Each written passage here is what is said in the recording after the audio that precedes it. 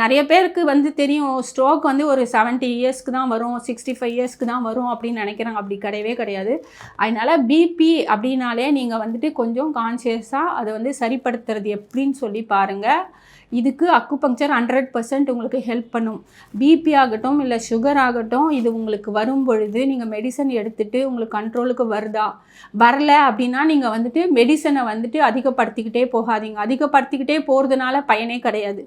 இன்னும் வந்து டிசீஸ் தீவிரம் அடைஞ்சிட்டு தான் போகும். அதே மாதிரி கேர்லெஸ்ஸாக இருக்காதீங்க. உணவு விஷயத்துலையும் சரி, இல்லாட்டி பிபி வரத்துக்கான காரணங்கள் வந்து பார்த்திங்கன்னா நிறைய கொலஸ்ட்ரால் வந்துட்டாலும் சரி, எண்ணெய் அதிகமாக சாப்பிடுவாங்க. நிறைய பேர் பார்க்குறீங்க எண்ணெய் நிறைய சாப்பிடுவாங்க. அதே மாதிரி வந்துட்டு ஆல்கஹால் யூஸ் பண்ணுறவங்க இருக்காங்க, சிகரெட் ஸ்மோக்கிங் இருக்குது, எல்லாமே இருக்குது இதில். ஸோ ஒருத்தரை பற்றி மட்டும் நான் பேசல, நான் ஜென்ரலாக பேசுகிறேன் பொதுவாக.